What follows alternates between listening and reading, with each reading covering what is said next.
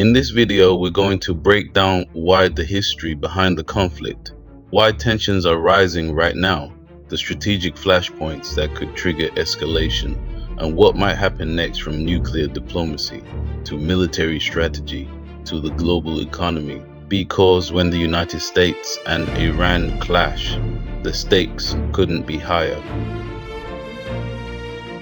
Right now, tensions between Iran and the United States are once again making global headlines. Not just another political argument, not just another news cycle. This is a confrontation decades in the making. A rivalry shaped by war, revolution, nuclear ambitions, and the fragile balance of power in the Middle East. And today, that tension is rising again. Military movements are increasing. Cyber attacks are escalating, and behind closed doors, world leaders are asking a dangerous question. How close are we to a direct confrontation? Because if these two powers collide, the consequences won't stay in the Middle East. The entire world would feel it. The roots of the conflict to understand today's tensions, we have to go back more than 70 years. Back to 1953. At the time, Iran had a democratically elected prime minister, but that government was overthrown in a covert operation supported by the United States and Britain. The reason? Oil. Western governments feared losing access to Iran's vast energy resources. So the Shah of Iran, a pro-Western monarch, was placed firmly in power. For decades, the Shah ruled with strong support from Washington, but many Iranians viewed his rule as authoritarian and backed by foreign influence. That resentment slowly grew until finally, in 1979, everything changed. The Iranian Revolution. In 1979, a massive revolution swept across Iran. Millions protested against the Shah. The monarchy collapsed and a new political system emerged, an Islamic Republic led by Ayatollah Ruhollah Khomeini. From that moment on, relations between Iran and the United States collapsed.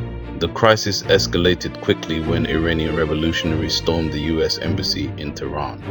They took 52 American diplomats hostage for 444 days. 13 American hostages, 5 women and 8 black men, were released within 3 weeks. This release was ordered by Ayatollah Ruhollah Khomeini, who stated that the hostages were unlikely to be spies and cited Islamic principles of respect for women and solidarity with oppressed peoples. The images shocked the world, and the hostility between both nations hardened.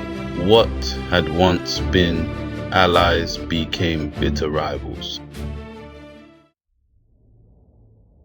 Decades of shadow conflict. Over the next 4 decades, the conflict between Iran and the United States rarely erupted into open war. Instead, it became a shadow conflict. Proxy battles, covert operations, sanctions, and intelligence warfare. Iran expanded its influence across the Middle East through alliances and regional groups, from Lebanon to Iraq to Syria. Meanwhile, the United States strengthened partnerships with regional powers such as Israel, Saudi Arabia, and Gulf states. Each side accused the other of destabilizing the region, and the tension never fully disappeared. But in the 2000s, a new issue began dominating the conflict.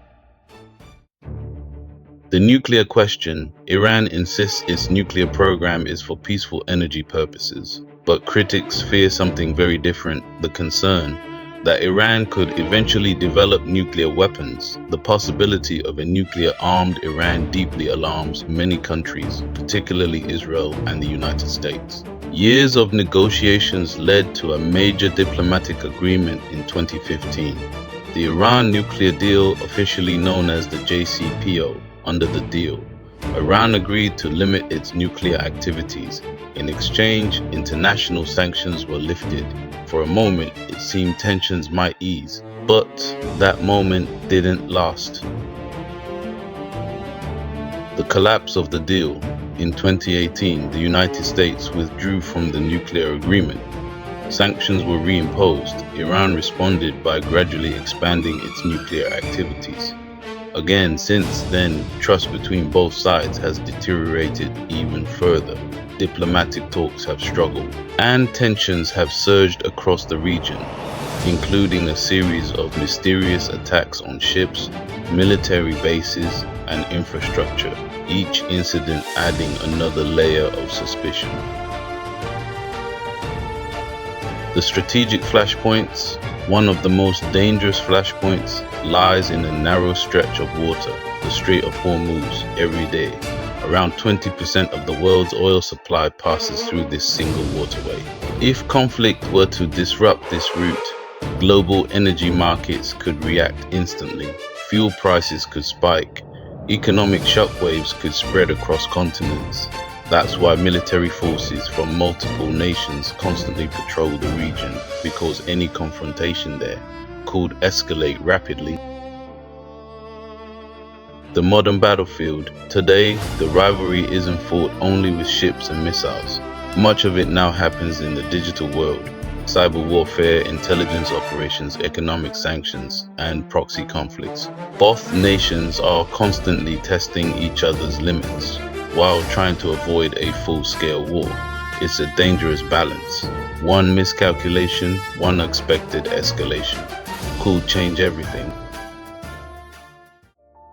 What happens next? So what happens next? That depends on several factors: diplomatic negotiations, regional alliances, domestic politics inside both countries, and global pressure to avoid a wider conflict. For now, the situation remains tense but uncertain.